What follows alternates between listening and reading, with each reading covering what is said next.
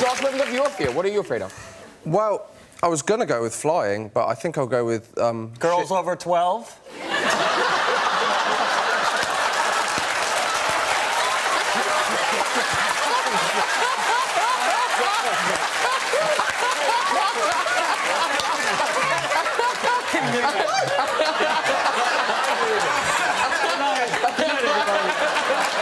Pharrell and Julie, you're both part of the Despicable Me family. Yes. Yes. We never met though, did we, on the film? No, but I was honored to know that I was working on the same project as you. Thank you. Yeah. Yeah. Oh, what is going on? Hey, man, so she's kind of taken. Well, one of the things they do is hang upside down and whistle. That's good. Nice. Nice. Yeah. And the other one is another male species has got long quills coming out of his tail. And what he does is to turn round and then flick his friend across the face with his quill. Oh, that wouldn't work with me at all. He would. The upside down and I whistling. can show you later. When I turned 40, I was offered 3 witches in 1 year. Oh. And it was sending me a signal, I felt, about Hollywood and how they felt about people turning 40. So I felt bad, and and it made me sort of... I had my backup, you know, and so, no, I didn't want to play them. So a lot's changed in the last 5 years for you. Yeah. Good, Yeah. Mark. Good.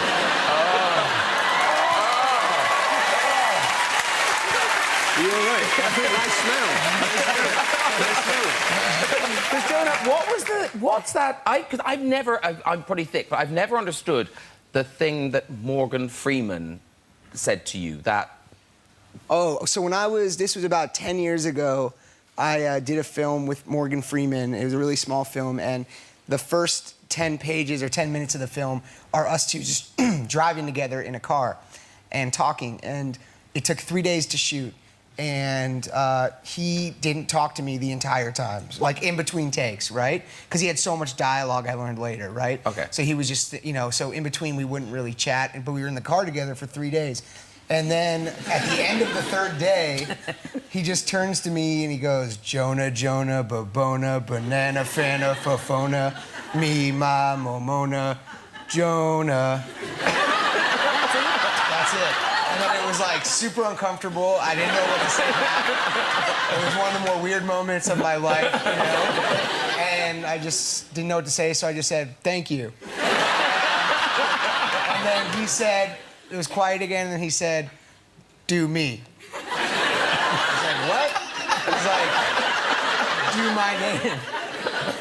And I was like, do your name? And he's like, yeah, do my name. And I was like, Morgan, Bo Borgan, Morgan, me, my Mo Morgan. And he went, all right, and then we never spoke again. Very good, very good. See, oh, and.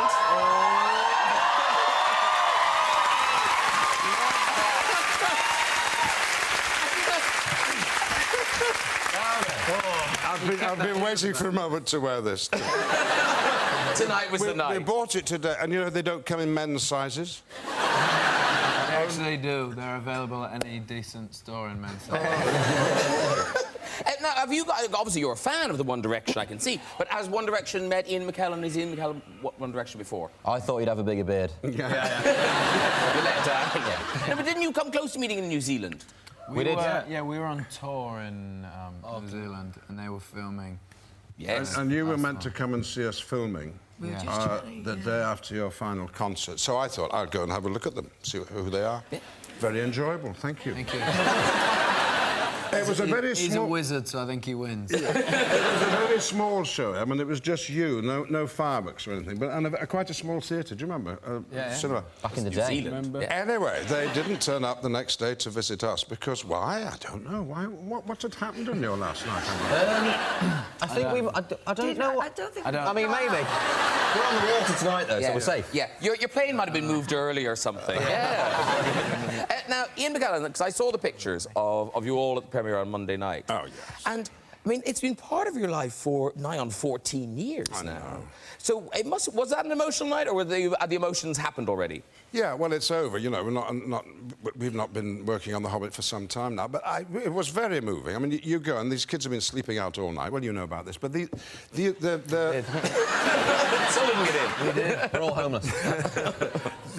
these people were not born when we started making Lord of the Rings, you know. So it's a big part of their lives, and that's very, very sweet, isn't it? And to be able to see all 6 movies now and show them to their kids. God, And that's what's nice. We've made classics. That's lovely. And also, it will take nearly a day to watch it. But But it can be done.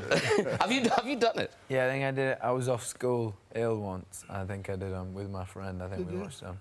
Well, all I mean, we might have watched 1 or 2. 3 or... You're amazing. Right answer. So are you. 50 Cent before? Yes, of course, I'm a huge fan. Okay. If I had to force you, Julie, what would you say is your favourite 50 Cent record of all time? Okay, well, love the first album. Get Rich. Yeah, Get Rich, Die Trying. Good. Absolutely loved Massacre. Yeah, we all But did. my favourite is In the Club. Oh, yes. Yeah. Yeah, go, shot it. Hang on a minute. Oh, no, wait, she knows it. I've got to do it very rapid. Because you didn't know. Yeah, he didn't know, did he?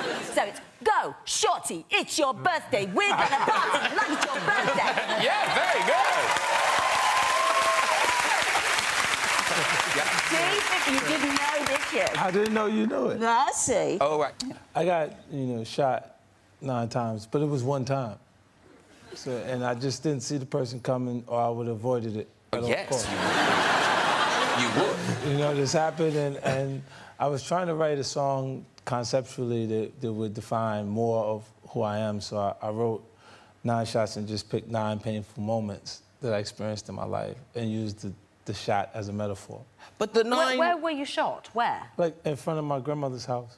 But where on your body?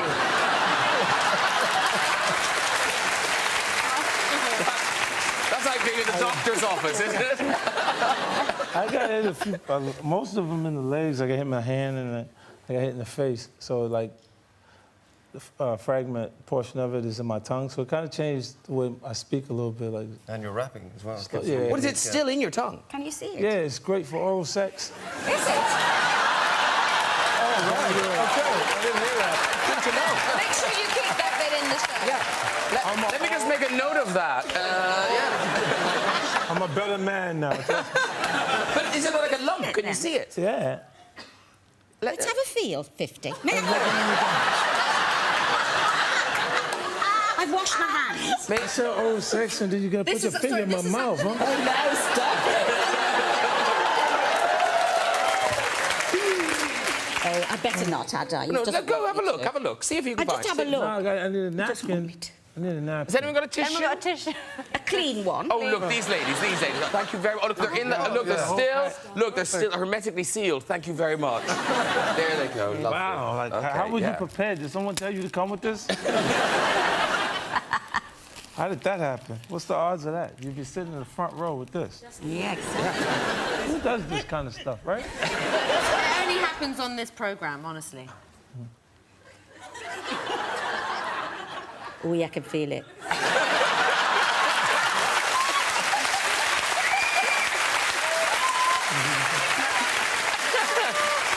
You've got to give her her tissues back now, because she's going to sell those on eBay. There we go. Yeah, Yeah, there eBay you go. tonight. Yeah. Actually, wait till tomorrow night after the show. They'll be worth a lot. Yeah.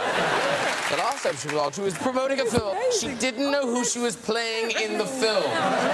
It was finished. It was in the cinema. It was a long time after we'd filmed it. You might have checked before you came on a chat show. I really love how honest she is about it. I have no idea. I don't know. Just with a smile. I don't know why they also, because contractually, no offence, but we were sort of asked to come and All right, fine, thank but you. I love you too. No. Wow.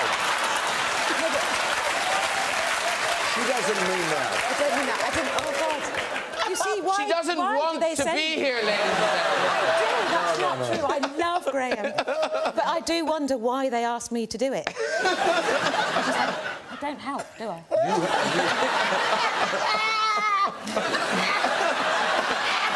I just keep thinking she's never been in one of my films. Oh, she's good. I like her. I like her. Thank you very much. I like you. When have we seen more of you two together? It's a pairing. It really is. It's a match made in heaven. Now, Jackie Chan. Yes. Jackie Chan. Yes. What? I haven't done that once. I'm very simple. I'm sitting on my hands. I'm going, Jackie Chan. I'm not doing it. Because is it true that everyone just goes, Jackie Chan? Yeah, I really hate that, you know. Whenever I go, in Europe, America, especially the father with children, look, Jackie Chan! Why nobody see Robert De Niro? Oh, that's a Robert De Niro. Wow. Dustin Hoffman, Jackie Chan. One day, I hope people, wow, that's a Jackie Chan. Yes, there's Jackie Chan. That I did have a Sir encounter only a few weeks ago in Los Angeles. A rather fancy, in fact, extremely fancy restaurant. Well, tell them what it is, because they'll know. It was the Tower Bar.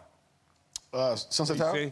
No. Yeah. These guys are cool. No. Say it again. Look up. The Tower Bar. Oh, man, the Tower Bar. What? Damn! I can't even get in there. Go on. Keep going. You keep going. Keep going. Okay. Well, no, the Tower Bar is the spot. I got a feeling this isn't going to work out quite the way I imagined. So the four of us were seated at a table. About 15 minutes later, into the restaurant walks Sir Paul McCartney. Wow. Good. Now, Paul and I have a very slender relationship, but it's lasted decades. Okay. I first encountered him in 1964. No. When his girlfriend, Jane Asher, then had told him that I loved Aston Martins. I was driving a battered old Ford, but Aston Martins were my dream car. She told him this. And one night, we knew he was seeing the show. There was a knock on my door. And I said, yeah, come in. I'm there in my underwear, you know, like... As usual. Well, I always... As you greet people normally. I hang around like that, just in the hope. And, Come in, I'm in my pants. Yes. I'm ready for you. I said, come in, and the door opened, and standing there was Paul McCartney, who I had never met before, and this was 1964. Wow. And he said, Jane says that you like Aston Martins. Here, drive this. Wow. And he tossed a bunch of keys over to me. Cool. And it was it was his Aston. Amazing. Anyway, do you want to hear the restaurant? No, keep going, keep going. Okay. We're in the fanciest restaurant in LA. We're now in the Tower Bar. Tower Bar?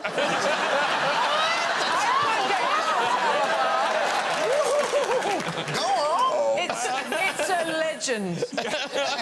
I am feeling less and less good about this. Keep going. You're in there. So Paul McCartney's come in. You've known him since the 60s. And he sees me and comes over, and I stand up and say hi, and we have a big hug in the restaurant, and I'm very much aware that there's all the tables are full and this kind of thing. And we talk for 5 or 6 minutes, and he goes and sits down. 5 minutes go by, and into the restaurant walks Sir Ringo Starr. I swear to you, I'm not making this up. Were they together? Yeah. They were at the same table. Oh, they were at the same table? Yes.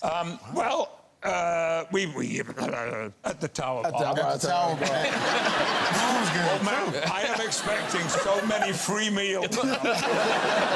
And we finish early, and I get up to go, and Paul stands up to say goodbye, and we have a hug. And as we have a hug, he says into my ear, do you know Ringo? And I said, yeah, of course. I've never met him, but he said, oh, boy, Ringo, come over here. Hang on a minute, he said, Sir Ringo, Sir Patrick, Sir Paul. Hey, we've got the Knights of the Round Table. You got there. Yeah. You got there. Yeah. Oh, you did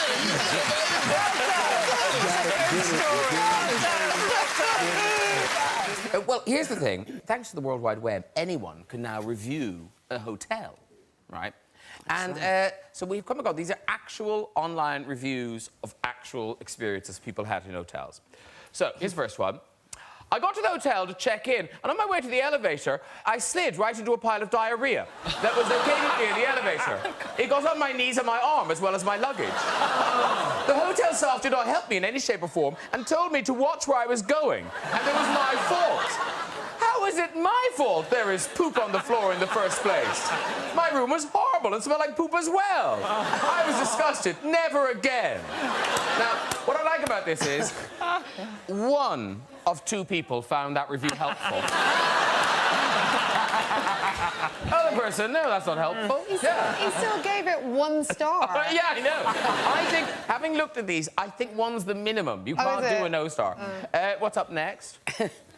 Please take notice that this review, me and my husband and 2 kids went to these apartments for a week, and I must say, never again. We arrived at 5 a.m. and were introduced by a member of staff, Ismet. As he took our passports, we sat down, and my daughter, 13, saw 2 people on the sofa next to the bar making love whilst being videoed by the chef. Why did it work? They weren't doing a good job of making love. What they call making love. Yeah. But I like that service still got 2 stars. And location was excellent. Next up. Do not stay in this absolute dump hotel. I use the term hotel very loosely. I cannot convey strongly enough how disgusting the space is. Blood-stained headboards that have clearly been up since World War, the first one. Rude staff. Windows that won't close. No hot water. Broken furniture. Dirty utensils. Broken light fittings. And actual poo in the kettle. Now that's a holiday. That's your I am so on holiday.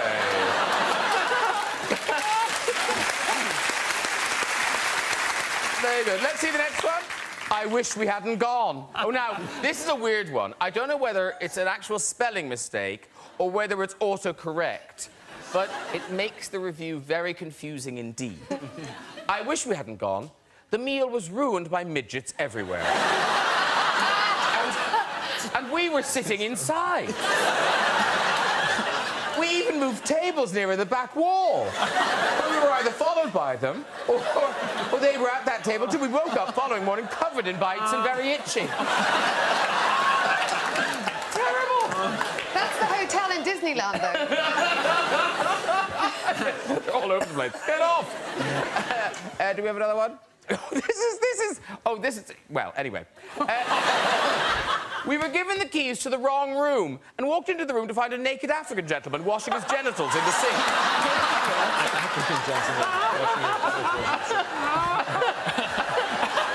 Dev, are you whispering all of this to Dave Judy Dench? You're actually in her ear going, washing his genitals.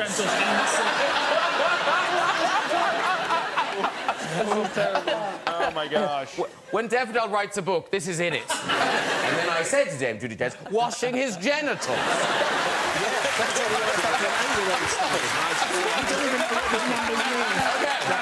Okay. It's 594. Oh, no.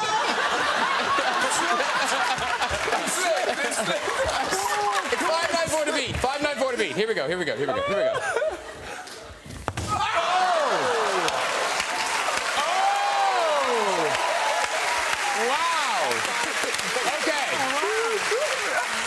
Anthony Joshua. Are you on? Oh, no, Are you on? No, I'm so not.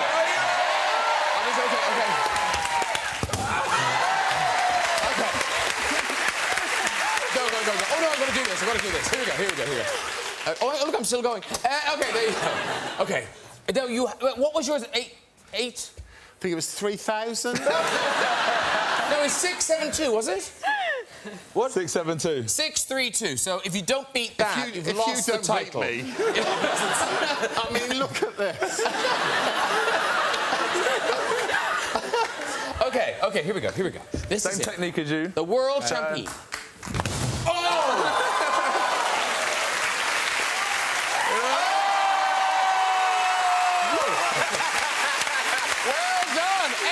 So there must have been mentions of a sequel between... It was 1982, wasn't it, when it came out? So between then and now, so why now, why not before?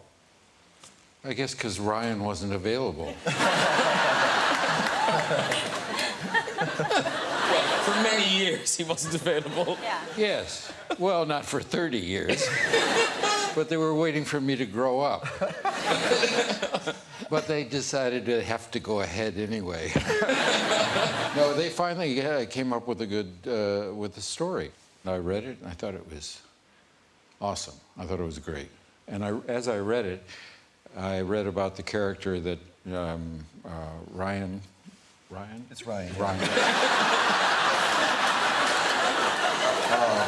Came to play, and I said, and with great enthusiasm, I called up the producers and I said, "This is great. I can't wait to get blah blah blah." And what a great part! Why don't we see if we can get Ryan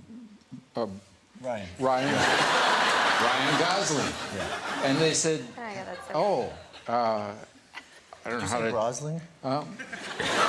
Gosling. Brian. Yes. Good. You guys got Ryan. that. You got that on tape? Ryan Gosling. And I said, "Why don't? This is a great part for Ryan Gosling."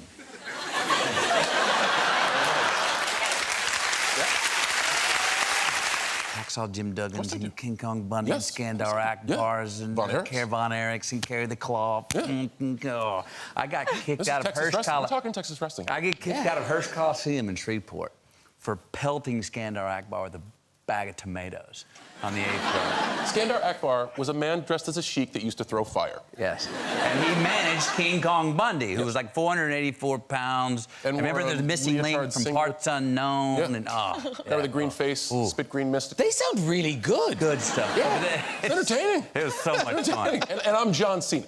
But he's got King Kong Bundy, Skandar Akbar. You guys have talked about the X-Men set, the games you play, and like the last X-Men... That's my constipation look.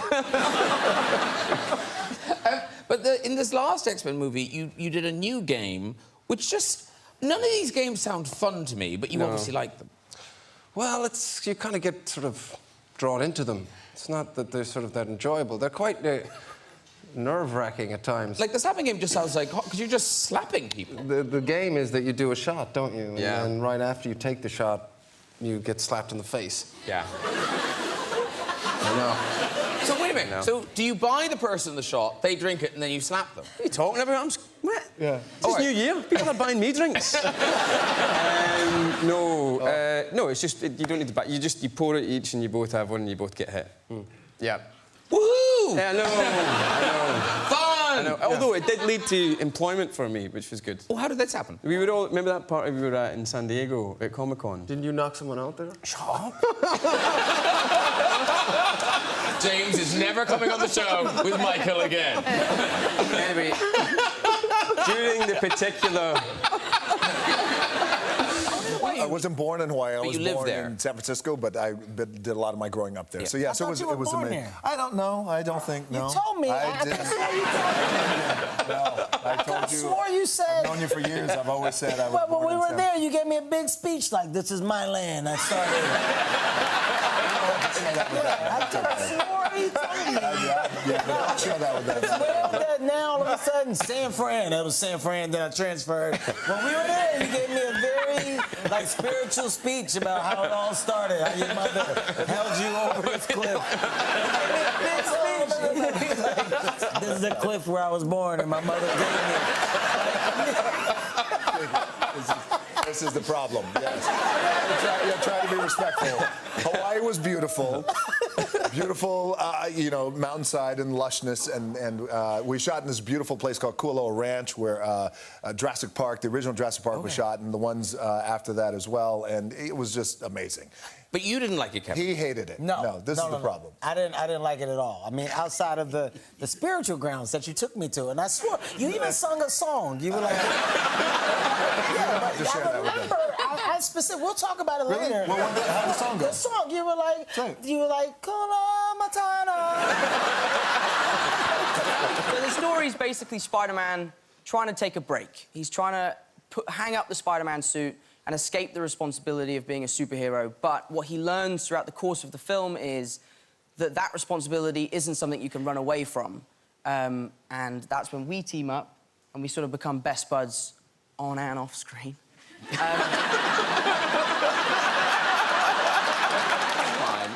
You guys were on the show together. And Yeah. Anthony and Greg, they did a boxing challenge. And in a bit of a shock result, Anthony won. Isn't it weird? Isn't it weird that a heavyweight champion of the world would beat a biscuit-eating comedian? He should have both his arms tied behind his back. Now, so this time, we've got another challenge. The last time it was, you know those boxing things, and you hit the boxing thing. So that's what we did the last time. This time, we've gone for one of those funfair test of strength machines. Okay, so if you'd like to bring in the machine, here it is.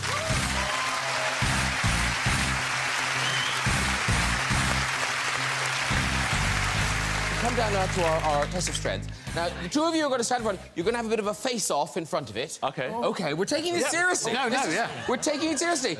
And it is of strength, but I believe technique plays a huge part in this. How tall are you? So, oh, look! Oh! You're taller. You're taller. Now, okay, and now... Maybe I'll be turning up. To get us in the mood, Ken Branagh is going to give us just a little bit of form before we do this. Okay, you do your face-off, Come on. Okay, off you go, Okay, ladies and gentlemen, on the left, they call him the Postman because he always delivers. It's the undisputed heavyweight champion of the world, Anthony Joshua!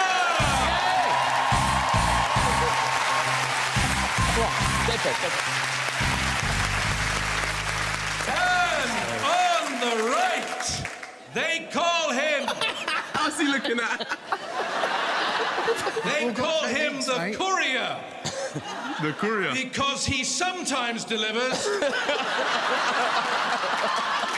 Unless he gets stuck in traffic. Yes, it is Greg Mountain David!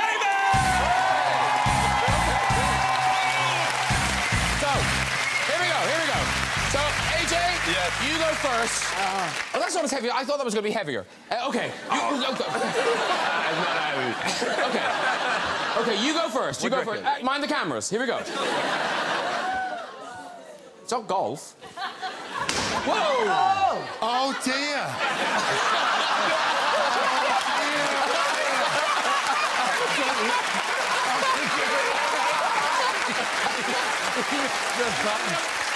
You go now. You missed it. I know, I saw that. So really, it doesn't matter training yet. It doesn't matter how hard I hit, does it? Well, you might miss it as well. Like that. Go. Try. Go on. Hit the bell. Go on. Go on. Oh, here we go. The courier.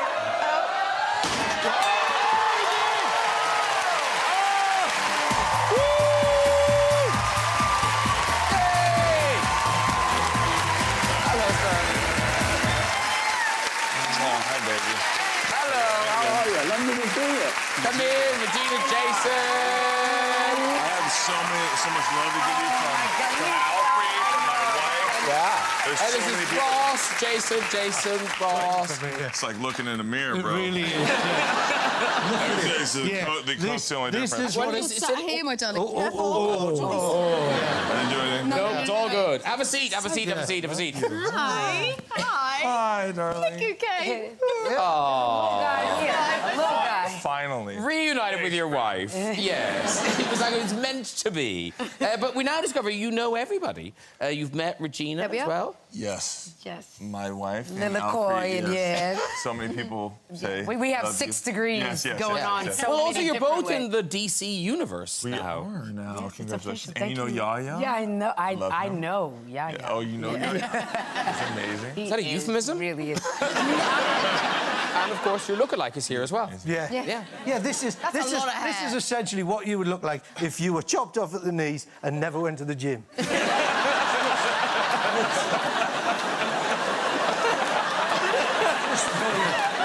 Take Take this as a warning. Would you imagine how annoyed you'd be on set? They went, you stunt doubles here. Really? But now, Jason and Amelia, you have seen each other since Game of Thrones, We haven't you? have, Oh. yes. Every time I come to England, I call Mike. Oh, and in fact, I've just remembered. So, because this goes out, we're taping this on a Thursday, so Yes. This goes out tomorrow night. Yes. So, will you Tomorrow night, so when we won't be here, we'll be at my party. We'll be at her party. Yeah. Party? But Amelia's having she's one. not coming Are you to my going to party Amelia's tonight. party? She hasn't asked yet. Do you but want to? I'd love to come. There we are. Yeah. As Sorted. long as Jason This and one's I here. can swap clothes and I turn up first. Sorted. Maybe we can do it right now. I am not still here.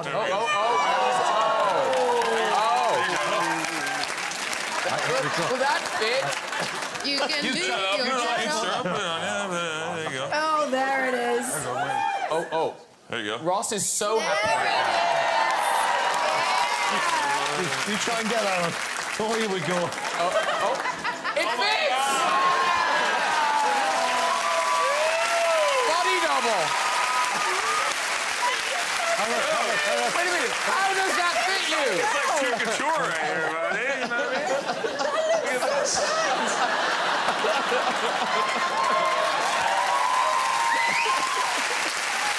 love it. Oh. I'm not sure if the fur's as wet as this coat is, but It is hot up here. it's a bit damp. It's a But I'm all for it. Well done.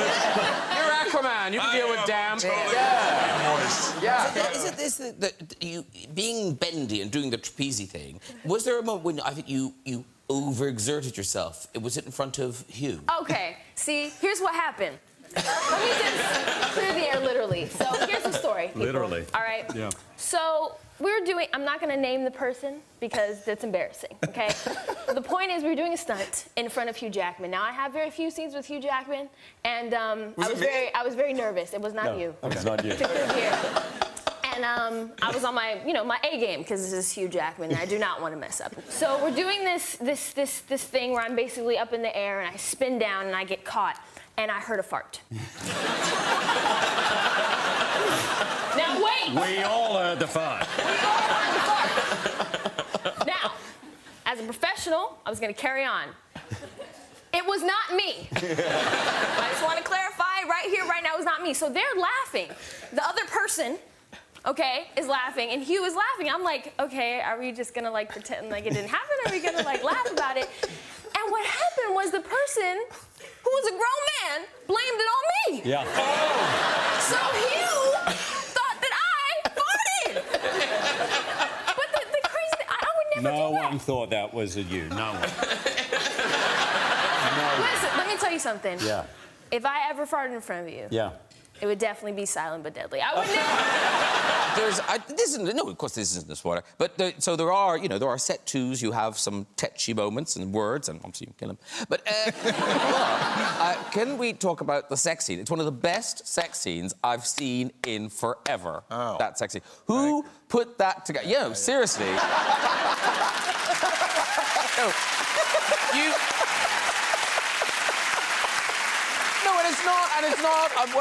It's not like they're kind of prancing around naked. It's a really clever. Who put? Did you guys put that together? Did Ridley Scott put it together? No, we had nothing to do with it. Excuse me, I'm just trying to cover my universe over here. And of course, it's not just you in it. Other screen legends, Jeremy Irons. In the sex scene? Jeremy is in it. Jeremy was particularly good. He was great. He was behind the camera. Samuel L. Jackson, takes aren't a thing you're not keen on. I'm here to bear witness to the fact that Sam likes to move fast. Yeah. Very true. I don't vary that much. I'm not that actor. I do the same thing all the time. But sometimes, and I can speak from experience, Sam is so charismatic, and he has been for as many years as you've been making movies. And sometimes... but sometimes you're in a scene with Sam and you just kind of go out of the scene and you're just watching Sam being Sam. And it's really powerful and you go, hang on a second, what's my line? I've only had that. Well, I was doing a movie with Dustin Hoffman, and in the middle of the shot, Dustin just stops and goes, "Wait, cut, Sam. I saw you." I said, "You saw me what?" He said, "I saw you say to yourself, 'Oh my God, that's Dustin Hoffman.'"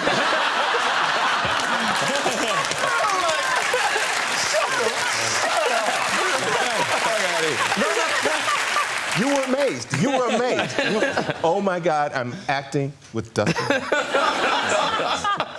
In Westworld, and, you know, a lot of people I'm sure have talked to you about the amount of nudity in Westworld.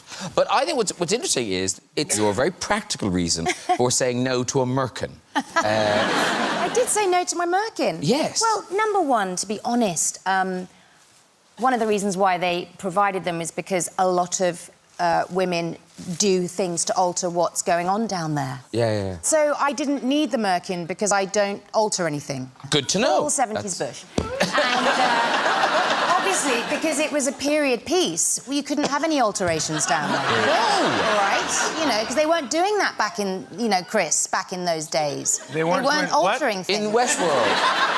You know, in saloons. Back in, you know, that time, the prairie, the wide open prairie, they weren't waxing and stripping and plucking and, you know, The guys on the stag do's would have complained. They would have done it. Yeah. Been like, what are you doing down there? This is so historically inaccurate. It's so... I can't. Yeah. Anyway. I want my money back. But I also said no because it took, you know, it was another, like, 45 minutes to get that thing glued on, and I wanted to go home to my 2-year-old. Yeah. Yeah, I didn't want to spend time doing that. Yeah.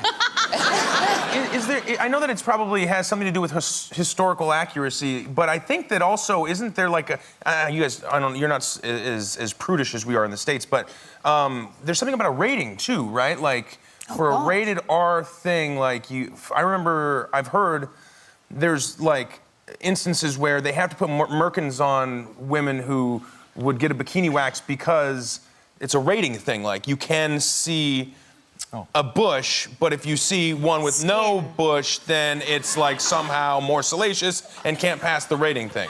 Okay. I'm pro bush, okay? I like It's one of those jobs where you kind of think, oh, how hard can that be? But they really do put you through it. I have never begun a recording session without wishing it was already over. Because understand, Woody is clenched all the time. Yeah. He's clenched. There was something he's got to explain, or come on, guys! Or no, look out, this way. It's all that. And you can't move. The microphone is right there, and you can't move, and you have to be like this. And it's like, and then they save the last thing for you, usually at the end of a very long workday, is the grunts. Yeah. And they will show you an animatic of Woody climbing up a bunch of books onto a thing and say, okay, could you do grunts of climbing up? Okay, all right. That is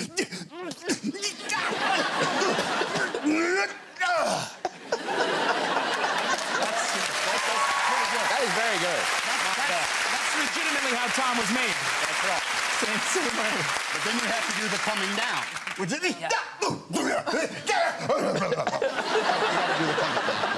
I think they are gleeful at making you wring every possible meaning from a line. When you're in the young actor, repetitions, the exercise repetitions, where you have a very simple cue and a very simple line. And the cue might be, would you like some more coffee? And the line you have to say is, coffee, you think I want more coffee? Boy, do I need more coffee. So if you would say, coffee, do I want coffee? Boy, do I need more coffee, okay? And you're gonna say it every conceivable way you can. Sure. And all I'm gonna say is, let's do this. Would you like more coffee? Would you like more coffee? Coffee, boy, do I need more coffee. Coffee, boy, do I need more coffee. Good, thank you. Would you like some more coffee? Coffee, boy, do I need some more coffee. Could you try it with a little more something to it? Because we need, this is a big important scene, because King Kong is out front and he's gonna smash the building. Okay, yes, Tom Hanks. Would you like some more coffee? Coffee, please, sir, I need some more coffee. Good, let's try it again. Would you like some more coffee? Coffee, please, sir, I need some more coffee. Would you like some more coffee? Coffee, please, sir, come on, I need some more coffee. Would you like some more coffee? Coffee, please, Tom Hanks, give me some coffee. And that's what it is like. Oh, bravo, by the way. That was absolutely, so you know the drill. You know how it works. Thank you. You bring us an extraordinary memoir in pieces. There it is. It is out now. By the way, how beautiful is that? Gorgeous. Gorgeous. And it's A little light reading. Well, it's not light reading, but it's a fascinating story, and you know there's so many personal things in here. Yeah. And I understand the urge to figure it out in your head and to write it down, but it is weird that then like yobs like me can know it, and you know people will read this and know these things about you. Yeah. That is. What compelled you to write it? Well, when my mother passed away on my 65th birthday, 7 years ago now, I thought that I had done all the things that you have in your head you're supposed to do to have those conversations and resolve whatever you feel is unresolved to this point.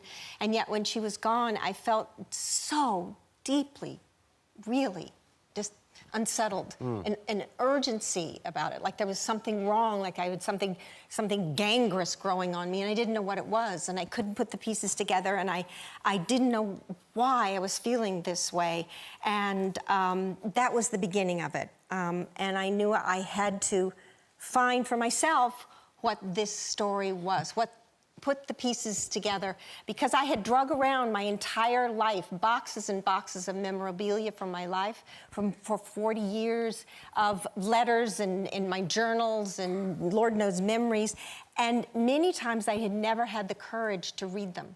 I have letters from my father from 35 years ago, 40 years ago, that I kept with me, didn't throw away, but I never wanted to know clearly what was in them because I didn't feel I had the strength to know.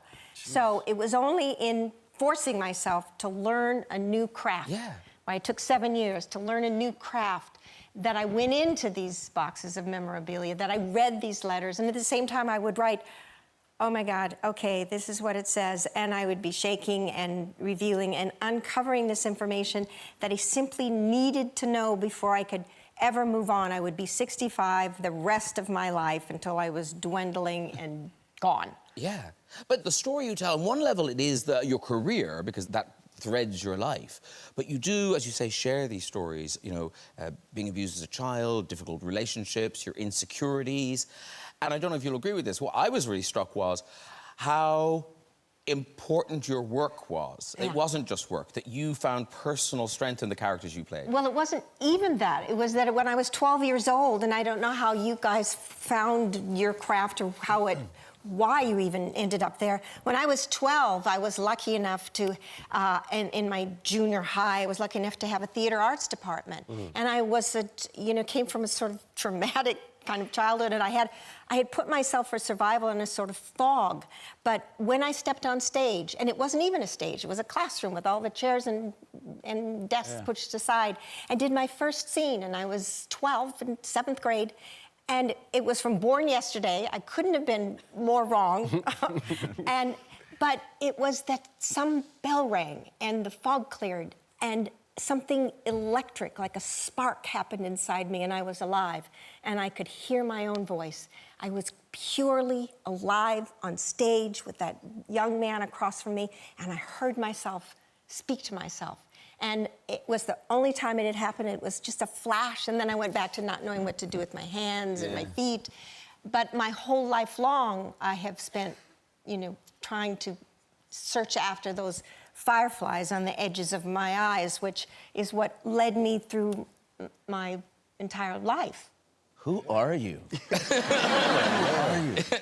You're a superwoman. You guys are just young, that's all.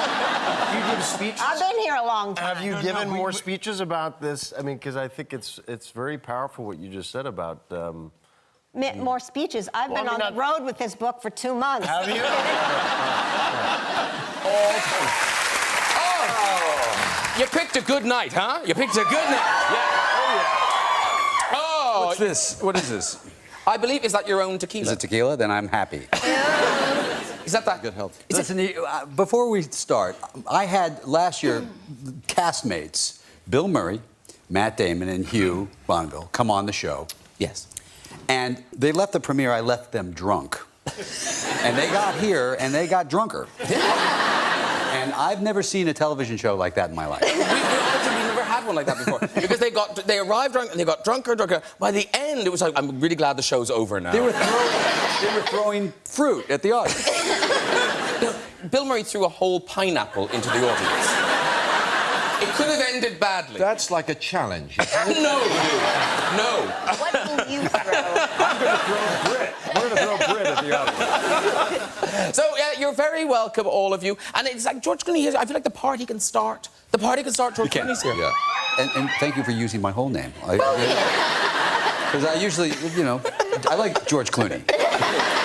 We all like George Clooney. I have a new couple of nephews who are like 7 years old who I've now married into, and they come up to me and they go, "Hey, George Clooney." Not Uncle George. George Clooney. I'm with them. George seems over-familiar, so I'm just George. No, anything. Sir George, I don't care. Anything. Because everyone who works with you, they always say you make work fun. Is that... I didn't say that. You didn't say that. I didn't say that. No, I did not. Yes, you did. You said people... Actually, it sounds kind of annoying. You said people whistled on their way to work when George was on set. Well, I whistled. Happy to say. Yeah, no, he does. He's the man that... No, come on. You are. Let me just say, we had a lot of doctor talk between us. We did. There was a lot of...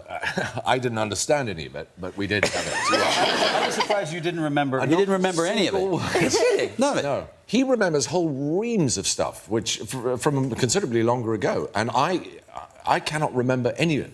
No. I could remember it 10 minutes after I've said it. So the gobbledygook about half a statin, blah, blah, blah, blah, blah, you know all that. What was that really long word that you would say? Supraventricular tachyarrhythmia. Yeah, that's good. Now, I'll tell you this. So good. When we shot that scene, I did not get that word right. But I've never gotten it wrong since then. It was a horrifying experience. But I think that... how long did you do the show? 8 years. 8 years? Mm-hmm. And you don't remember any of it? Nope. I tell you, the one thing I have carried over from then is when I do play another role now and a director says action, I start limping. I'm just like a sort of a dog who's had electrodes attached to him. I just start limping. Default. Did you ever switch canes just to throw people? Just throw people off? Yes, I did. You did? I did. I switched canes, I switched limps. Nobody noticed. No, they don't care. They don't care. They don't care. And, Britt, if you had to choose, I mean, I don't wish you ill, but if something bad did happen to you, if you were feeling a bit poorly... make her choose. Between the doctors? Yeah. Who would you go to? Would you go to Dr. House there? Well, it depends on the illness, because you were great with, like, specialty issues, right? You would always find... You would figure out the it was problem. pigeon poo from Africa or something, always with him, yeah. I don't remember. If you say so. You were on a show called How? You know this. No, I think because you would always look, you would look past the obvious choice, the obvious diagnosis. So I don't know. He may have a one-up on you. Well, he does, because I was a pediatrician, so you're too old now. Yeah, you're right. Yeah, you're just a pass. I don't care. Now we've got to mention. Mary Poppins' first movie, instant Oscar. You just did that kind of skew your life? That you know, getting an Oscar is such a big deal. Reese, hello. It's kind of a big deal. Big deal. But to be that famous suddenly, did it hit you like a bulldozer? Yes, it did. Yes, it did indeed. No, I think it sent me into therapy and analysis and all of that, because it's like, what's going on? Because Reese, what was the moment? Obviously, you won the Oscar for Walk the Line, but what was there? Do you have a moment in your life when you kind of think, oh, I'm actually very famous now? I remember. I was here in England doing The Importance of Being Earnest, film, and then Legally Blonde came out in America, and it made all this money, and I went back to America, and my whole life had changed. Wow. There were paparazzi waiting at the airport. I had a little baby. I was completely terrified. But did anyone warn you? No. Like, before you... You can't know. People don't know who's going to become... And you don't know why you're the person that people like. You don't know it's going to be a huge hit. Well, except, Jennifer, there's a famous picture of all of you guys, all the Friends cast, on a plane. I think you're being flown to Vegas. Yeah, that's correct. That's with Jimmy Burrows, who was our director, a very fantastic, infamous television director, took us to Vegas and took us to dinner at Caesar's Palace, very fancy, and told all of us to, basically he said, I want you guys to all really look out for each other, because this is probably going to go on for a long time. And he said, so the most important thing is look out for each other, take care of each other.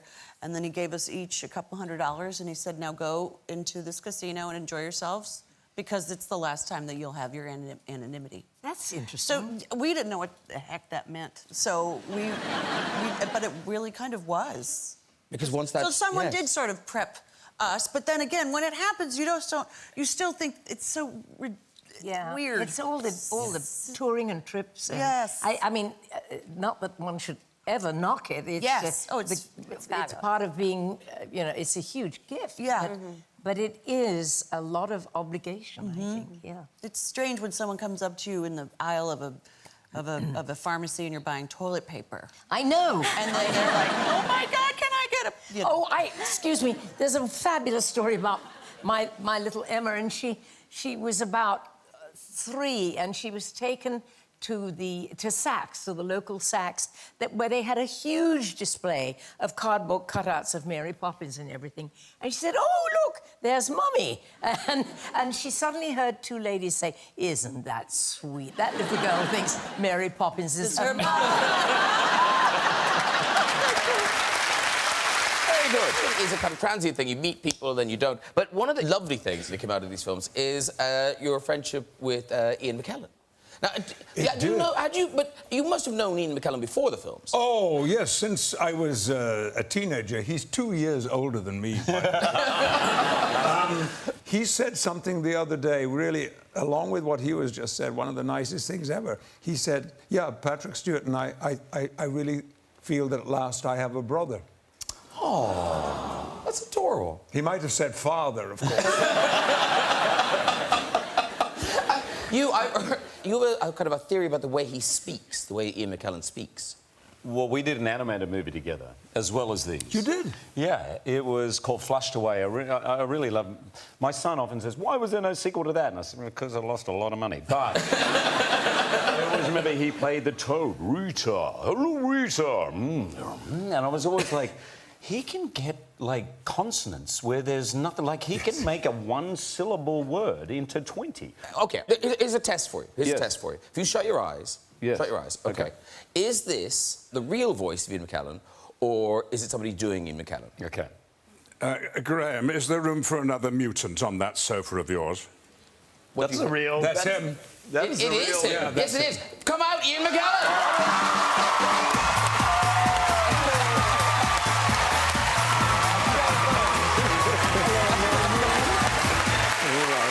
It's so good to see you.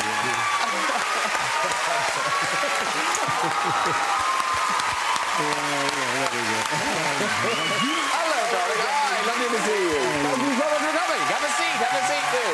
Have a seat.